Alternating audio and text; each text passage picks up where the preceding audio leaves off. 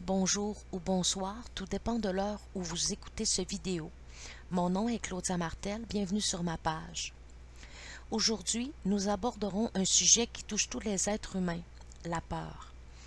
La peur est une émotion qui mène à la prise de conscience d'un danger. Il existe deux sortes de peur. La peur réelle due à un incident présent, comme une voiture qui se dirige droit sur la nôtre et qui risque d'entrer en collision avec nous, et la peur irréelle due à un traumatisme d'un événement passé qui nous a marqués, qui ne présente aucun danger dans le présent, comme la peur de l'eau ou du tonnerre par exemple.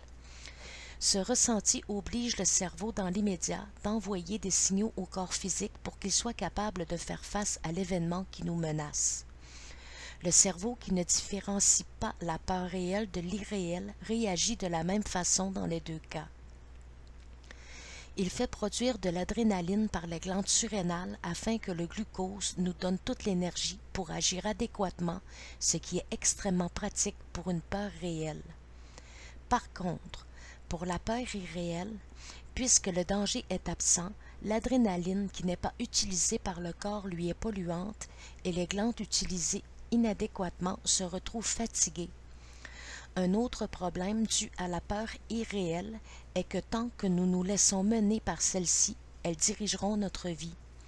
Plus elles sont importantes, plus elles ont un rapport avec une blessure vécue dans notre enfance.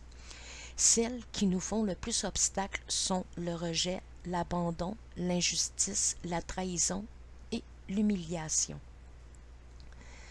Ces blessures qui hantent nos vies provoquent des émotions négatives qui ont d'abord des répercussions sur notre mental et par la suite sur notre physique. Parce que vivre dans la peur fait que nous ne sommes pas nous-mêmes.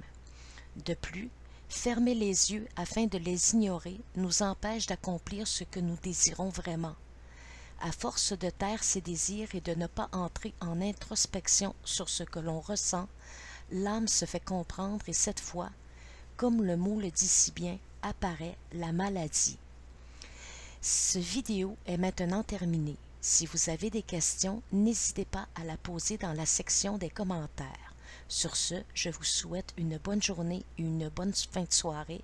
Merci et à la prochaine.